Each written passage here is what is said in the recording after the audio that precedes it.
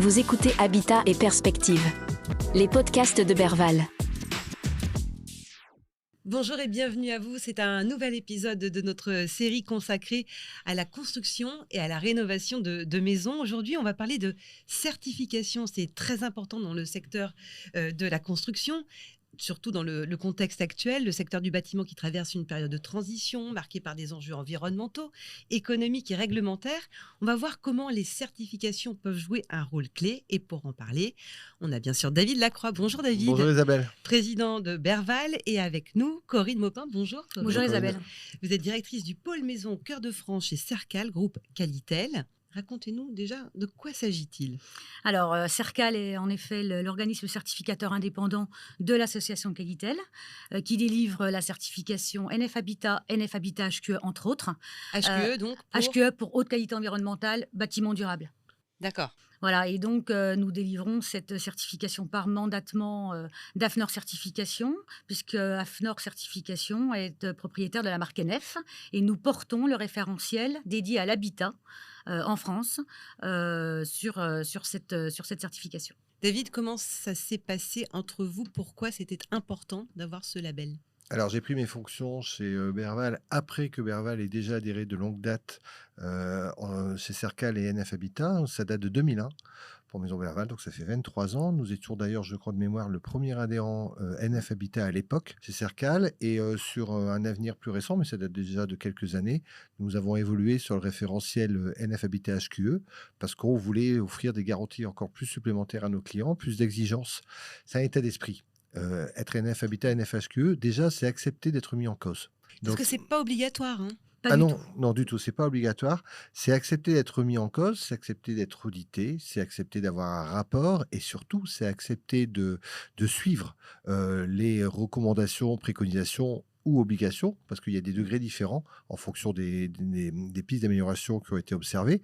Il faut s'améliorer, il faut revoir ses processus, revoir son fonctionnement pour que le prochain audit dise que les points d'amélioration qu'il y avait à faire ont été effacés entre les deux audits. Donc, il y a une fois à la fois accepter d'être audité, d'avoir un regard extérieur, d'être remis en cause et de se bouger pour que ces remises en cause soient disparues. Parce que c'est très exigeant, Corinne. Tout à fait. Alors déjà, en effet, je voudrais vraiment appuyer sur la démarche volontaire. C'est vraiment un acteur. Hein. La certification NF Habitat, NF Habitat HQE s'adresse à tous les acteurs du logement en France, c'est-à-dire les promoteurs, les bailleurs, les constructeurs, même les syndics.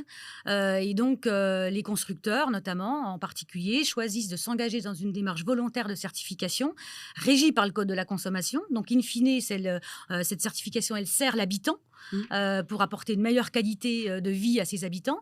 Et donc, c'est exigenciel parce qu'en effet, il y a un cahier des charges qu'on appelle un référentiel qui fixe des exigences obligatoires et sur lesquelles le professionnel, l'acteur engagé, doit respecter. Et nous allons les contrôler sous forme d'audit et nous allons vérifier les chantiers qui portent cette certification NF Habitat ou NF Habitat HQE. Et c'est un coût, évidemment, aussi. Alors, c'est un coût et un gain. Ah. Donc, c'est un investissement. Oui, forcément, c'est un coût d'adhésion, c'est un coût de contrôle à la maison parce que ce qui est certifié, c'est la maison que l'on livre. C'est pas l'entreprise dans sa globalité, même si c'est l'entreprise qui adhère à tout le fonctionnement et à tout le référentiel, mais en fait, on a une certification maison par maison. Chez Berval, le classeur lié à Sercal est d'une épaisseur assez impressionnante parce que ça concerne tous les services de l'entreprise. Ça ne concerne pas que le technique, ça concerne tout le processus de l'entrée du prospect, du client dans notre gestion, tout le déroulé de l'accompagnement qu'on peut avoir sur son dossier et ensuite, bien sûr, le chantier, voire même ce qu'on peut suivre après à la réception de la maison. Donc, je dis que c'est un investissement parce que ça met l'ensemble de l'entreprise dans une optique d'excellence, dans une optique de progresser. Alors, bien sûr, on a des pistes de progrès chaque année. On peut avoir une piste de progrès qu'on a résolue qui va réapparaître 3 ans après. Parce qu'avant tout, on gère des PME, on gère de l'humain, on gère des gens qui peuvent changer de fonction, des gens qui partent de l'entreprise, de nouvelles personnes qui arrivent. Et je dis souvent le management, c'est en fait, on dit que le mouvement perpétuel n'existe pas. Si, ça s'appelle le management, parce que vous êtes tout le temps en train de reprendre, de revoir avec des gens qui ont perdu des habitudes, des nouvelles personnes qui sont arrivées, l'entreprise qui a évolué. Et c'est là L'intérêt, et c'est là l'investissement qui est rentable avec Cercal, c'est que comme vous avez ces contrôles permanents qui reviennent tous les ans et qui sont là comme un guide fil et qui nous amènent toujours dans la meilleure direction que l'on puisse prendre. Et vous, Corinne, est-ce que ça vous apporte quelque chose, cette évolution que vont chercher les clients pour obtenir la qualification? Est-ce que vous-même, dans votre façon de concevoir la certification, ça fait bouger les lignes? En fait, ils nous nourrissent complètement. C'est-à-dire que c'est nos clients qui nous nourrissent. C'est aussi les enjeux environnementaux, économiques, sociétaux qui nous nourrissent. Mais c'est essentiellement nos clients qui nous nourrissent. Avec David, on a fait évoluer des choses, on a créé des choses, on a créé des profils, des options à la certification, parce qu'il a fait bouger les lignes sur un certain nombre de besoins, parce qu'il est aussi à l'écoute client. Et donc, nous sommes aussi à l'écoute client, à l'écoute des consommateurs, mais aussi à l'écoute de nos clients. Et donc, de ce point de vue-là, vous voyez, par exemple, pour répondre aux enjeux environnementaux, on a des options à la certification. Il y a un cahier des charges de base qui est le socle de la qualité, mais aussi, on va s'intéresser, on a fait des cahiers des charges spécifiques sur des thématiques comme la résilience, la biodiversité, le coût global, la taxinomie européenne. Et donc, on va répondre avec des cahiers des charges qui sont reconnus, puisqu'ils sont élaborés avec les représentants des consommateurs et les professionnels, nourris de nos clients et de leurs problématiques, pour s'adapter, anticiper ces enjeux. Et grâce à ces cahiers des charges que nous allons acter dans des comités, dans des commissions, ça permet aux acteurs de dire, tiens, moi, je vais m'intéresser à la résilience. Est-ce que Cercal a quelque chose? Est-ce que vous avez déjà travaillé sur le sujet? Et oui, on a travaillé sur le sujet et on met à disposition de tous les acteurs de l'immobilier ces cahiers des charges qui sont un cadre structurant pour aller vers cette thématique d'avenir, enfin présente, bien présente quand même aujourd'hui. La résilience, c'est un vrai sujet. Oui. Et donc, on y répond à travers des cahiers des charges et des outils qui peuvent également permettre d'être un levier de développement pour l'ensemble des entreprises et l'ensemble des acteurs de l'immobilier. Pour ceux qui n'adhèrent pas forcément au concept, vous diriez que c'est indispensable d'avancer main dans la main dans ce que raconte très bien Corinne. C'est indispensable parce que ça fait avancer aussi le métier. Pour ceux qui Sans donner de leçons. Non, il n'y a aucune leçon à donner, ouais. Et chacun va midi à sa porte. Pour rentrer dans le concept, premièrement, il faut avoir cette volonté d'être mis en cause. Il faut avoir cette volonté à la fois de progresser, de se donner un cadre, de se donner un référentiel. Un référentiel, ça veut dire des procédures. Ça veut dire quelque chose de calé. Et ça veut dire aussi accepter d'être audité. Et être audité avec des préconisations, si vous ne les suivez pas, ça ne sert à rien. Donc, c'est accepter de les intégrer et d'être remis en cause. C'est accepter aussi, moi je trouve, quand vous désirez avancer sur de nouveaux métiers, venir chez Cercal et prendre un référentiel, c'est aussi d'emblée se prendre une organisation de manière rapide, anticipée et accélérer son développement et accélérer sa transformation. Nous, chez Berval, ça fait déjà quelques années qu'on est investi dans le domaine de la rénovation, sous les 4 grands piliers, l'extension, la surélévation, la rénovation énergétique et globale. Et on a, via Cercal aussi, adhéré à CertiRénov RGE, parce qu'on voulait aussi, dans le domaine de la rénovation, avoir cette volonté de progresser et de faire au mieux dans nos procédures. Alors c'est vrai, Corinne. David, oui, je réagis un peu parce que David dit plusieurs fois le mot adhérer, et c'est vrai qu'on n'adhère pas à la certification. On n'est pas une organisation professionnelle, et donc ça s'obtient. Ça s'obtient, ça se mérite, et on peut retirer la marque à un acteur qui n'est plus conforme à une dérive. Il y a une dérive de processus, il y a une dérive de maîtrise dans la qualité. Voilà, donc on l'obtient, on la conserve à travers ces contrôles, et c'est là où justement c'est toute la différence. C'est-à-dire qu'il y a vraiment un chemin à faire. C'est ce que disait David, c'est-à-dire qu'il faut de l'humilité. Il faut avancer et prendre les choses comme elles ont été, actées par l'ensemble des acteurs, et suivre ces évolutions et les anticiper. Et c'est vraiment ce que disait David, c'est vraiment un état d'esprit d'une démarche volontaire au service de l'habitant. C'est quel pourcentage à peu près d'entreprises qui sont... de moins en moins. C'est vrai. De moins en moins parce est-ce que que le... c'est lié au nombre de normes déjà existantes? Alors c'est vrai que alors, sur l'aspect technique, les réglementations sont très exigentielles, hein. Mmh. Fixent des standards quand même de haut niveau, hein. La dernière réglementation, la RE 2020, fixe quand même des standards très stricts qu'on avait, nous, anticipés en HQE sur certaines exigences techniques. D'où le fait, par exemple, que Maison Berval en NF Habitat HQE avait déjà intégré, avant même la RE 2020, des exigences qui sont devenues réglementaires. Donc, n'a pas subi cette réglementation RE 2020 comme a pu Ah le oui. subir Mmh. d'autres acteurs qui n'étaient pas engagés. Ça sert aussi à ça, Parce c'est-à-dire qu'il y a de ne pas une idée de subir. prévention. Exactement, Mmh. nous on est toujours en anticipation et donc ça sert aussi à ça la certification, c'est se préparer aux nouvelles réglementations et ne pas subir ce contexte. Malgré tout, les acteurs aujourd'hui, et vu le contexte économique, très peu d'acteurs aujourd'hui demandent la certification, demandent cette démarche volontaire parce que ça demande d'être organisé, d'avoir des processus tracés, ça demande d'avoir les ressources, les moyens, les compétences. Et j'allais dire, alors c'est peut-être pas très, voilà, mais je vais dire comme je le pense, pas vu, Allez-y. pas pris. Mmh. Voilà, donc à un moment donné, faire une démarche volontaire et payer pour se faire contrôler, Mmh. bah, c'est pas facile. Non, c'est courageux, surtout dans un C'est contexte. courageux. On peut peut-être parler du contexte actuel qui n'est pas très favorable pour la construction.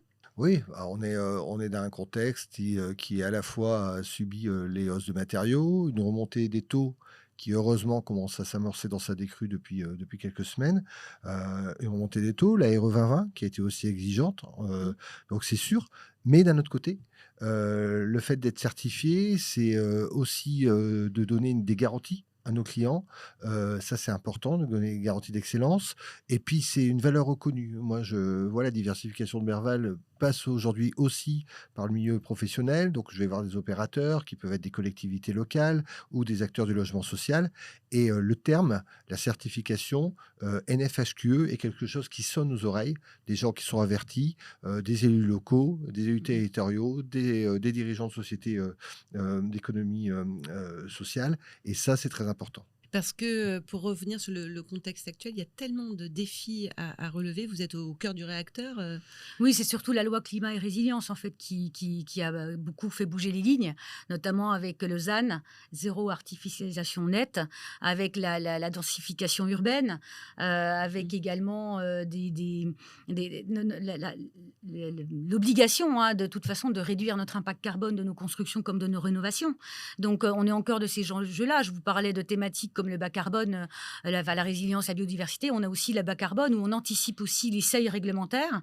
On va bientôt passer au 1er janvier au seuil RE 2025. Donc là, on en est à 2020, 2025. 2028, c'est déjà prévu. 2031, c'est déjà prévu. Et donc là, nous, on a anticipé dans toutes nos certifications, dans la certification NF Habitat, NF Habitat HQE, la possibilité déjà, dès maintenant, d'obtenir ces seuils d'amélioration de la performance et de l'impact carbone de nos constructions. Ce qu'on David? entend Oui.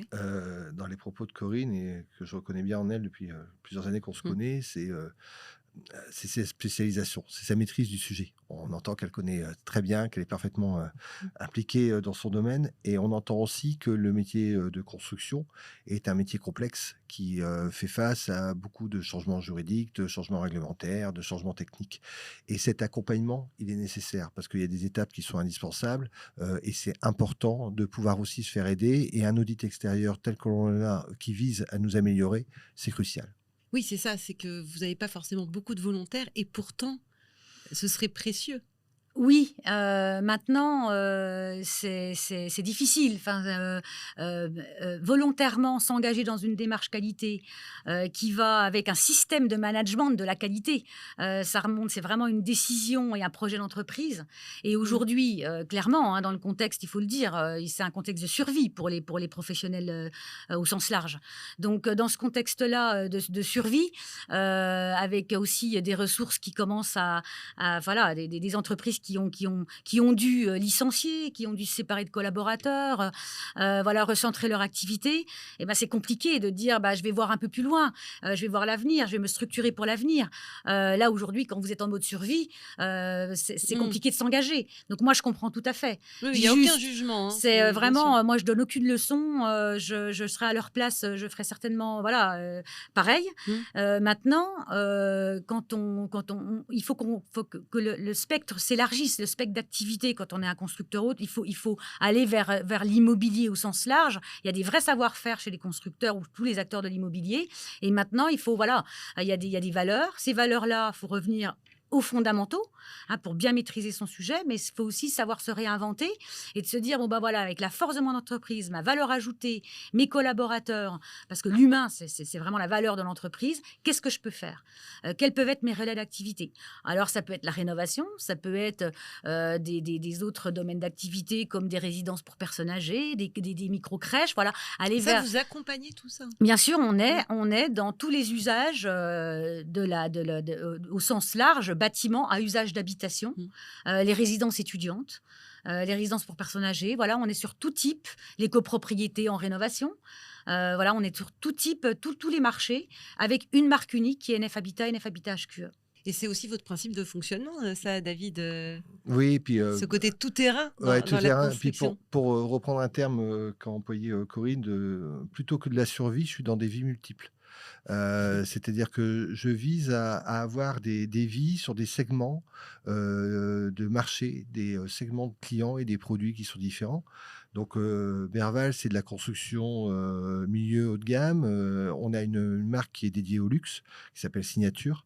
On est sur la rénovation, sur les 4 piliers, comme je le disais tout à l'heure, et on y est aussi sur le B2B. Donc, en fait, on multiplie notre champ d'activité et on peut le faire parce qu'à la fois, on a une équipe qui est aux compétences multiples au sein de l'entreprise, puis on est adossé à un groupe, Exahome, qui a aussi dans son ADN cette diversification et d'aller chercher de nouveaux métiers, de nouveaux marchés. Vous êtes confiante pour l'avenir, Corinne, malgré tous les écueils dont on parle régulièrement ? Oui, parce que moi, je suis plutôt quelqu'un de positif. Donc Ça s'entend. Je fais confiance aux acteurs qui ont plein de compétences, qui ont plein de valeurs, aussi leurs collaborateurs.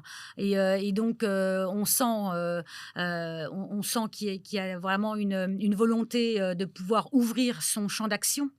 On voit des alliances publiques-privées. On voit des constructeurs qui construisent pour le compte de bailleurs. On voit la rénovation qui est un champ infini des possibles. Infini et qui s'adresse à tellement d'acteurs différents.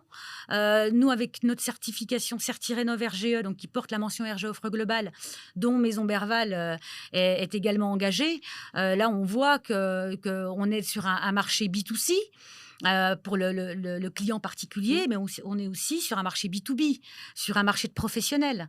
Vous imaginez le nombre de copropriétés qu'il faut rénover, vous imaginez le nombre de maisons qu'il faut rénover. Donc, il y a un marché pour tout le monde. Donc, c'est là où je suis très positive et je vois l'avenir, alors en rose, je ne sais pas, mais en tout cas, je vois plutôt un bel avenir, en tout cas, pour des gens qui sauront apporter une vision globale de leur marché. Ne pas, une fois de plus, subir le contexte et se dire, mon métier, c'est quoi ? Quelles sont mes valeurs ? Je me reviens sur mes fondamentaux, sur ce que je sais faire et j'offre ce service et ma qualité de prestation à d'autres acteurs de l'immobilier. David, vous partagez à 200% pour conclure ce que vient de dire Corinne ? Il est difficile de ne pas être engagé avec quelqu'un qui l'est autant dans sa foi. Je vais employer ce mot-là, dans sa foi. On est d'un moment particulier de l'histoire de la construction en France. On est d'un moment opportuniste dans l'histoire de la construction en France. C'est le moment de voir avec les équipes de nouveaux horizons, de nouveaux métiers, de bouger sur les compétences, sur les marchés, sur la compréhension du système. Et tout ça, c'est très porteur d'avenir. Donc oui, je vois l'avenir en multicouleur. Merci beaucoup à tous les deux pour cette vision positive, même si le contexte n'est pas toujours facile. En tout cas, on sent votre engagement et ça fait du bien. Merci beaucoup. Merci. Et à bientôt pour un nouveau podcast. C'était Habitat et Perspective. À bientôt pour un prochain podcast.